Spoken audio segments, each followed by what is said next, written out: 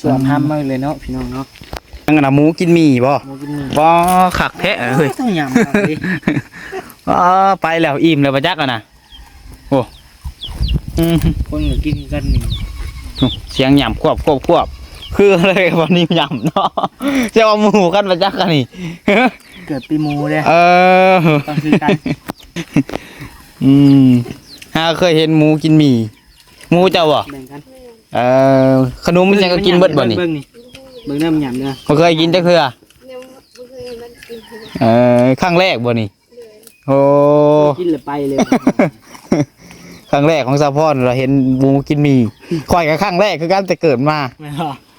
อ้าวคงอยู่เพื่อนก็บ่ได้เลี้ยงหมูบ่ได้เคยบ่สู่เห็นหมูมีแต่ชื่อกินน่ะเคยซื้อดอกซีนมันน่ะแต่เอาหมูกินหมี่นี่บ่เคยเห็นโอ้สะพอนเราครั้งแรกเนาะ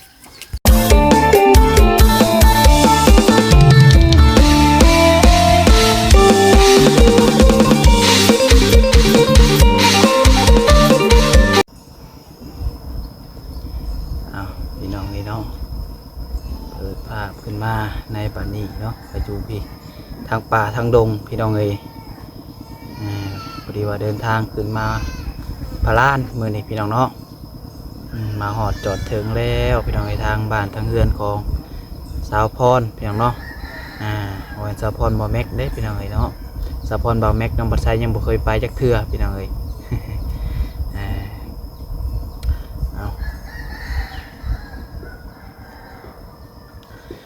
ก่อนอื่นเบิดกับทักทายสบายดีสวัสดีพ่อแม่พี่น้องสบายดีป้าลุงและกับFCกันเบิดสุคนเบิดสุมองสุบอนนะเพื่อนเนาะบ่ว่าสิอยู่ฝั่งลาวฝั่งไทยหรือว่าอยู่ทางต่างประเทศเด้อพี่น้องเด้อที่เพิ่นเข้าใจในภาษาลาวภาษาไทยเฮาพี่น้องเอ้ยกันยินดีต้อนรับเข้าสู่ช่อง YouTube น้องผัดไซChannelอีกแล้วพี่น้องเนาะโดยพี่น้องเอ้ยพบพ่อกันในมื้อนี้เนาะกับยามเช้าพี่น้องเอ้ยเนาะก็ว่าน้องปัจจัยก็ว่าขึ้นมาแต่เช้าอยู่ได้พี่น้องเอ้ยมื้อนี้ก็แต่ว่าเพื่อเฮาขึ้นมาฮอดพี่น้องเนาะระยะทางเนาะการเดินทางเฮามันก็ไกลพอสมควรพี่น้องเอ้ยเพื่อฮอดพี่ก็เป็นเวลาเกือบเที่ยงพี่น้องเนาะ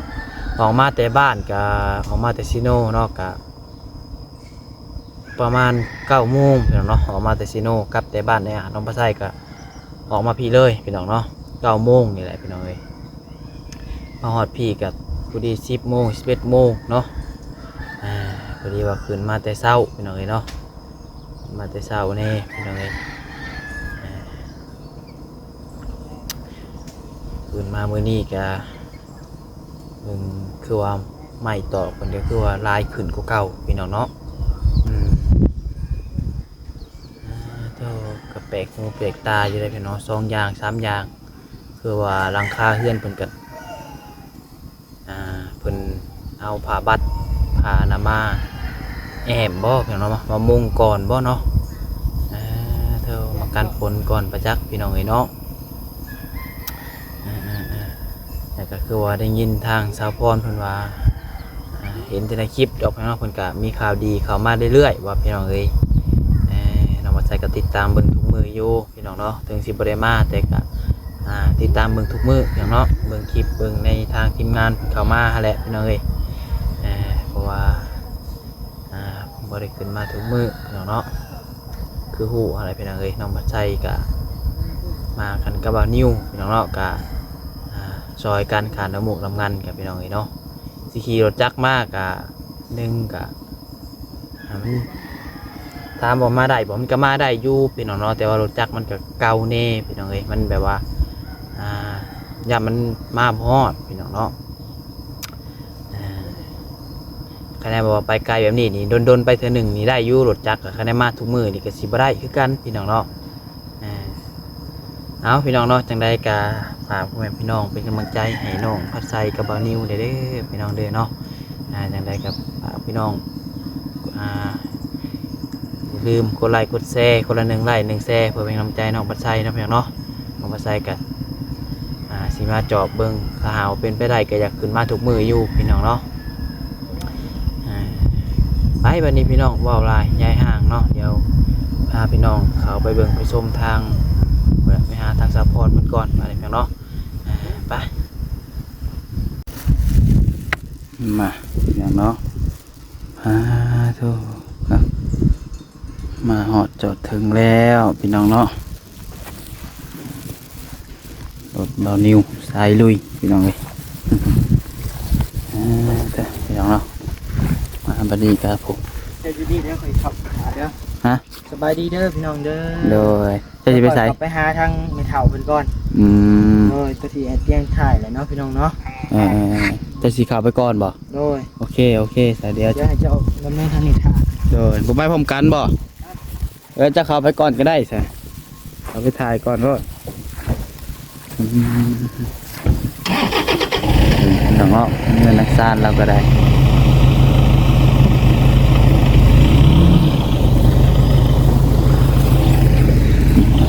เป็นสิกาวไปหาเมตู้เมเท่าเป็นยัง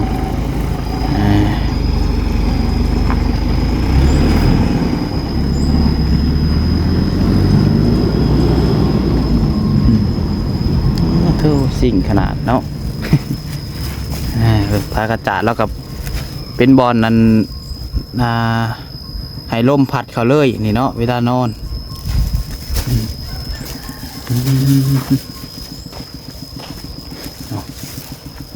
สบายดี เลยสบายดีสาวพรไม่ได้บ่ได้เห็นกันหลายมือเติบฮะ เห็นเลย ฮะเอาบ่ได้ขึ้นมาหาหลายมือเติบ สบายดีคือเก่าได้กินข้าวกินน้ำแล้วบ่ กินแล้ว นี่ขึ้นมาแต่เช้านี่พี่น้องได้ยังกินข้าวเช้ามื้อนี้ แกงเขียด แกงเขียด เลย เอาไปหาบ่คือซื้อเอา บ่สำเร็จทางระบาวเพิ่นนอนไหน้ำลายแล้วก็เอาไปการมันฝนตกตอนมือซื้อ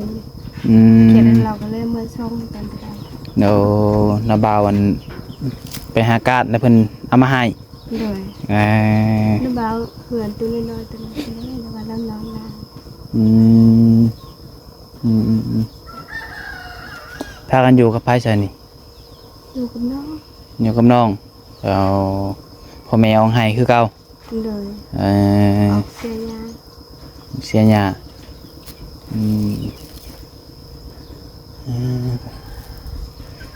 คือว่าเห็นสักเครื่องบอกกินนี่ เลย ทานสักเครื่องสักคือใช้สักเครื่องฮะ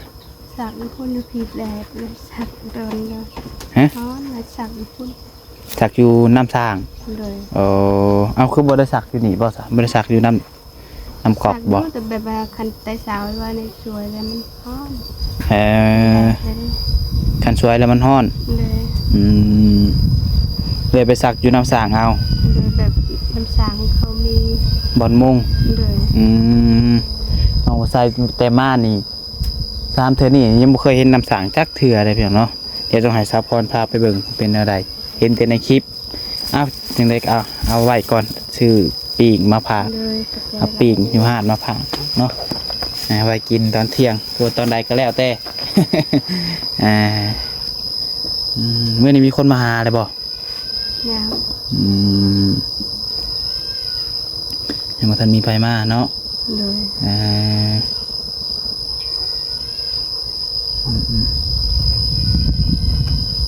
สีเงียบๆคันบ่มีไฟมาค่ะเนาะเงียบแบบนี้บ่ตั้งแต่ตอนนั้นชุบข่อยแล้วก็ยูทูบเบอร์หลายๆคนยังบ่เข้ามาฮะ เลยแบบเพื่อน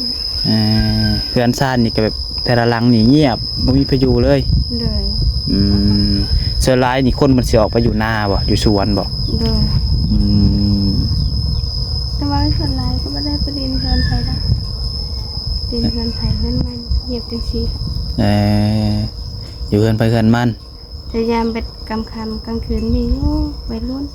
เขาออกเที่ยวลิ้นแถวทางแล้วก็แล้ว คำกลางคืนเลยช่วงเสียมคำเลยวัยรุ่นออกลิ้น เลย เจ้าได้สาววัยรุ่นแล้ววะเถ่าเลยบ่ ไม่ได้ ไม่ได้ไปดินบ่เจ้า บ่โมเมนต์ไม่ได้เป็นผู้ชายนะ บ่ได้เป็นผู้ชาย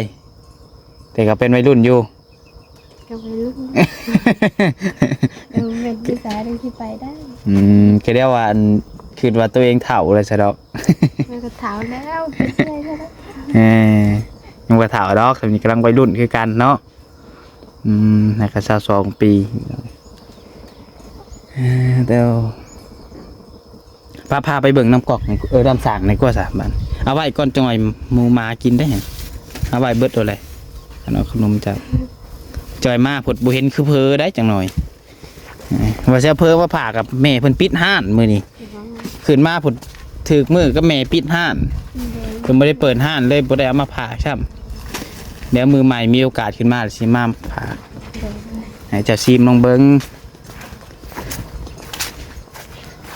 ตั้งใจว่าสิมาแต่ว่านนี่พอได้กับบ่าวนิวว่าทีแรกเอาบ่ได้มาเวียเนาะ ประตูมันลืมเสือได้ หืม ทำประตูอ่านว่าลืมเสือ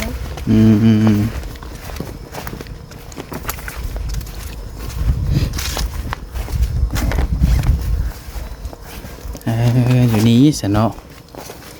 ยินแต่ว่าน้ำสากเป็นวันอ้อ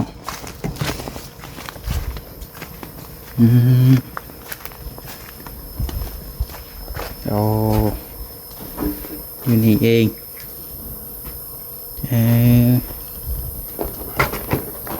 คนวัดบ้านมาใส่อยู่นี่บ่ บ่แบบทำอะไรไม่ใช่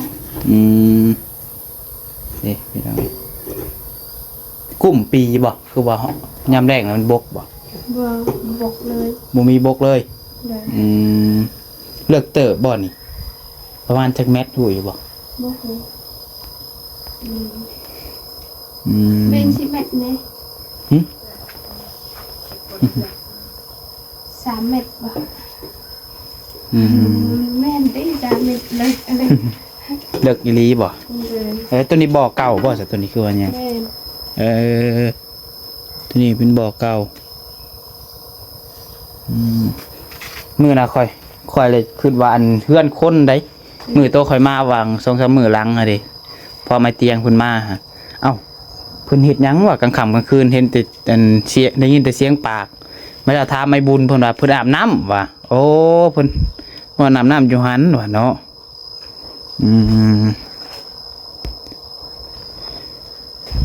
วันนี้ก็น้ำอ่างเลยเนาะ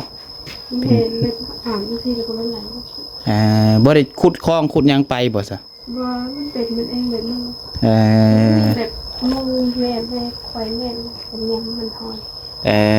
ไว้ให้ควายแม่พร้อม เลย ทั้งควายทั้งหมูแล้วบ่หมูก็ลิ้นน้ำอยู่บ่ แม่ เฮ้ยเว้าแล้วก็ย่างมาเลย เป็นพวกมันกระห้อง มันหมักดุดได้หมูเนาะ แม่ หมูเจ้าบ่ตัวนี้ บ่แม่ แม่นหมูเจ้าหมูผู้ใดซะ บ่ฮู้มีคนเถอะ เอาพี่น้องๆกินนี่โทรศัพท์ตัดไปเองความจำเต็มกินนี่ ไปขึ้นไปถึงเฮือนพุ่นแหละพี่น้องเนาะ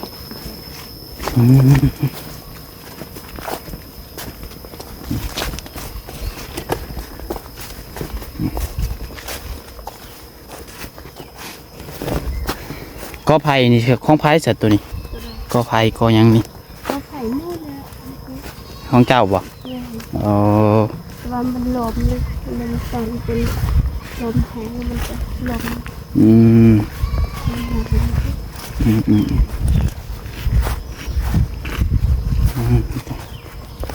งอนแทบพี่น้องนี่เนาะ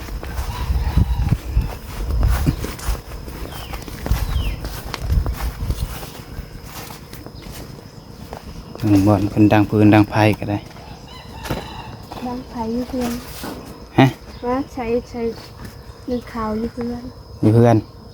อนตัวใดเดี๋ยวนี้1ถึงเพื่อน แม่น เบอร์ 1อยู่ดุมเลยบ่ พอตกไปหนึ่งไม่ได้มันคือ เอานี่ใส่เตาบ่อยู่เทิงก็ใส่หยัง แม่น เตาทีมงานเพิ่นซื้อมาให้ฮะ แม่สิเอ๊ะ อ๋อ ไป กระทั่งกันแบบทางสุมไอเลยค่ะ แล้วฝนตกแล้วก็หนึ่งมาได้ยังลม จะรุมมันหนึ่งบ่ได้ปกติแต่สิคะแนนพ้นตกแล้วเขาหนึ่งอยู่ในกระอ่องตารางบ่ เดย โอ้ แต่ว่านี่หนึ่งมาได้นะแปด ไม่เต็มอยู่เนาะ เดย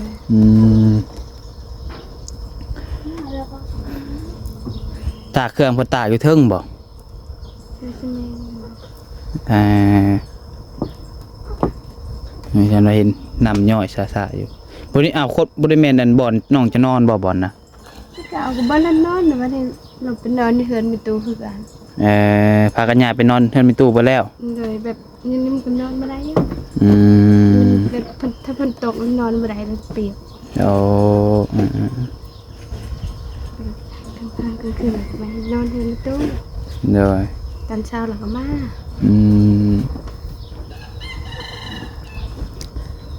ยังคือได้ยินเพิ่นว่าอันต้นพร้าวนี่บ่ได้แม่นของเจ้าบ่โอ้เป็นของพายจากต้นมะพร้าวนี่ เป็นของลูกของพอตู้ให้ลูกอายแล้ว ลูกพ่อตู้ แม่นลูกอายพอตู้อีก ลูกง่ายพ่อตู้อีก แม่น บ่ได้แม่นของชูเจ้าเบิด2เบิด3ต้นเลยของเพิ่นเบิดเลยอาจารย์ว่าดินชูเจ้าฮอดใช่ดินนี่ดิน แม่นว่าดินแบบดินมูล เป็นดินมูล เลย อ๋อแต่ต้นมะพร้าวนี่เป็นต้นของเพิ่นปลูกบ่ แม่น โอ้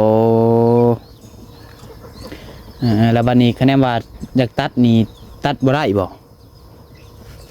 แล้วว่าถ้าตัดเราจะได้ต้นนึง500,000 โอ้คะแนนตัดนี่ต้องอันเอาง่ายก็ซื้อน้ำเพิ่นเลยเนาะต้องได้ซื้อน้ำเพิ่นก่อนจังตัดได้ แม่น โอ้แต่ว่าถามเพิ่นแล้ว ถามแล้ว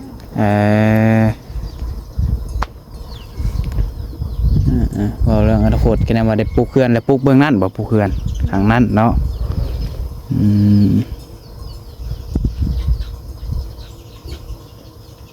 แต่ต้นผามันสูงได้พี่น้องเนาะสูงแฮง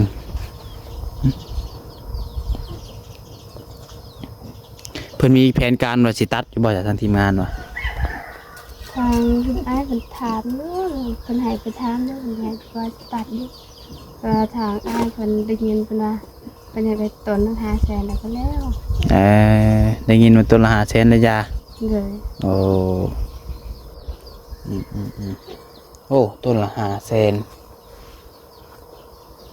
ได้ยินเดี๋ยวเกือบ1,000 บาทเนาะพี่น้องบ่ได้เข้ามา2-3 มื้อมีข่าวดีหยังเข้ามาเพิ่มเติมอยู่บ่ นี่ มีอยู่บ่ เลย มีข่าวดีหยังแน่เพิ่นเข้ามาแจ้ง นี่คนดีบุกทางบาต้นทางขยายบาต้นทางคันเชียร์เขาไปผ้าให้ ทางบารี่เพิ่นก็มีแบบตอนแรกๆเพิ่นอาจจะซื้อไม้ โดย แต่ว่าทางผู้ใหญ่ทางลุงเพิ่มแล้วเพิ่นซื้อไม้แล้วได้แล้วให้เพิ่นก็เก็บเงินเลยค่าสร้างประมาณ9 ล้าน ประมาณ3 ล้าน 9 ล้าน 9 ล้านโอ้คืองบมันเฮ็ดเรือนนี่เพิ่นก็ถามแล้วเนาะ เลย ถ้าไอ้ก็งบเฮ็ดเรือนน่ะมันค่าสร้างหั่นน่ะ ค่าสร้างบ่ฮู้แบบทางอ้ายเพิ่นถามคนบ้านเพิ่นเลยเพิ่นว่า40 ล้าน30 ล้านเพิ่นว่า 30 ล้าน40 ล้าน แม่ โอ้เฉพาะค่าสร้างเนาะ แม่น ทีแรกไอ้ดีไว้ซื้อไม้เข้ามาแล้วบัดนี้ทางลุงเฮิมเพิ่นสิซื้อเข้ามาแล้ว เลย โอ้ก็คือว่ามีข่าวดีเข้ามา3 ทางเนาะทางหมอตูนแล้วกับลุงเฮิมเบาลี่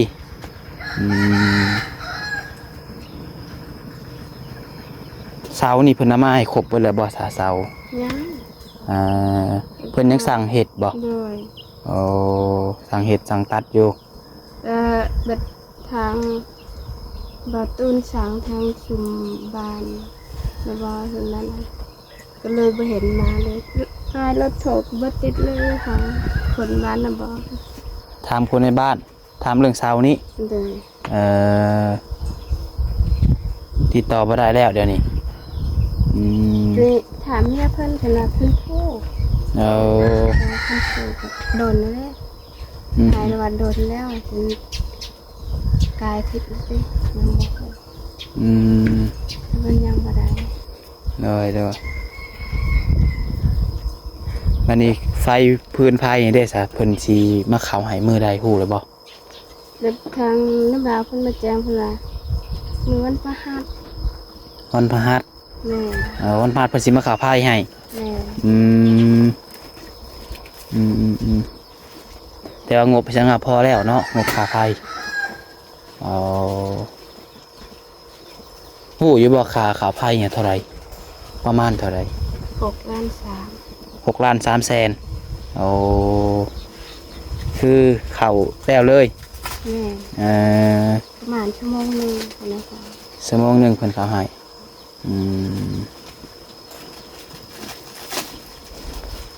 นี่ได้บ่นิวเพิ่นบ่อยู่บ่ ฮะ เพิ่นบ่อยู่บ่ บ่อยู่ อ๋อจะไปเสียเที่ยวละ แม่เป็นไปหามน้ำเขา เอ่อ มีตู้ก็ได้ แม่ตู้ไอเตียงไปหาเมื่อละเด้ ตู้ตาบ้าน แม่นแม่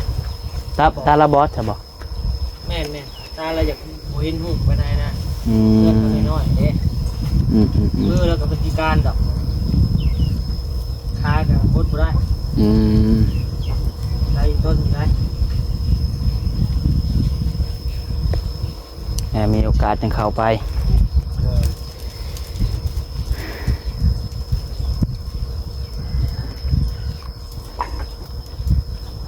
คันดึงพายลงมานี่คือมันสิดึงลงมาใส่หนีแล้วก่อนเนาะ แม่ อ๋อลงมาไว้หลังนี้พี่น้องเอ้ยบัดซ้ำซาได้เพื่อนหลังไม้จังดึงไปต่อใส่เพื่อนนำมาใหม่อีก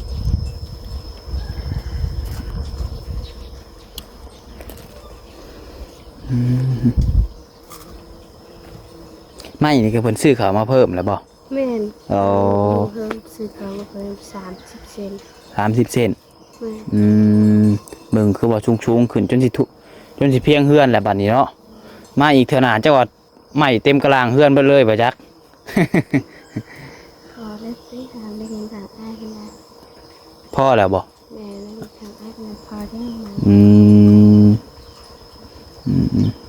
ไปง่ายกับเพิ่นสั่งอุปกรณ์สั่งไม้สั่งเข้ามาครบเบิดแล้วเพิ่นจังสิอันให้สร้างมาลงมือเฮ็ดนะเนาะ โดย เอ่อ คาช้าง กับยังบ่มีค่าสร้าง โดย เผื่อมีผู้รักผู้ใหญ่เพิ่นเห็นพี่น้องในคลิปน้องปัดไส้เนาะหรือว่าถ้าหากเพิ่นอยากซอยเข้ามาพี่น้องก็ติดต่อหาทางน้องปัดไส้ได้พี่น้องเอ้ยเพราะว่าตอนนี้ก็ยังค่าสร้างเนาะคือสิยังหลายอย่างอยู่แหละเบิ่งทรงเนาะ โดย ไม่ตอกก็บางเทื่อก็แต่ว่าบางอันก็ยังบ่มีสัมปจักษ์ แม่น จักยังบ่พอตัวใดแน่พี่น้องเอ้ยเฮาก็ยังบ่ฮู้ต้องถามทางเขาอ้ายๆเพิ่นทางไอรี่ทางแหละพี่น้องเนาะ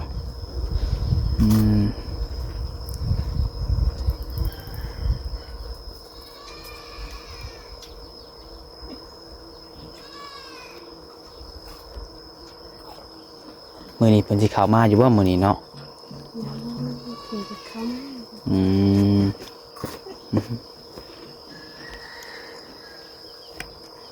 เอาสาวพี่น้องเนาะคลิปนี้ก็เข้ามาเยี่ยมยามทางสาวพรเพิ่นนะพี่น้องเนาะอันนี้บ่มีหยังหลายพี่น้องเลยก็มาเบิ่งมาส้มพี่น้องเนาะเดี๋ยวว่าบัดคลิปนี้น้องปัดไทยก็จะขอตัวจบคลิปไว้เพียงเท่านี้ก่อนพี่น้องเอ้ยเนาะเดี๋ยวถ้าเบิ่งคลิปต่อไปพี่น้องเนาะว่าสิไปทางใดมีแต่สู้ๆต่อไปเด้อสาวพรเด้อ โดย เดี๋ยวเป็นกำลังใจให้พี่น้องเนาะสบายดี สบายดี เดี๋ยวพี่น้องเนาะว่าคลิปนี้ก็เข้ามาเป็นแต่เศร้าแน่พี่น้องเนาะ หนูสอนหันไปเด้อ เอาไป เนาะ เอาโอเคเด้อพี่น้องเด้อสำหรับคลิปนี้ก็ขอขอบคุณขอบคุณFCทุกคนที่เข้ามาชมนะผิดพลาดประการใดก็ต้องขอโทษขออภัยนะเวลาพี่น้องเลยขอให้ทุกคนอยู่ดีมีแรงสุขภาพร่างกายแข็งแรงอยู่เย็นเป็นสุขนะพี่น้องเนาะโดยคลิปนี้ขอลาไปก่อนแล้วขอพรคลิปใหม่ขอกล่าวว่าสบายดี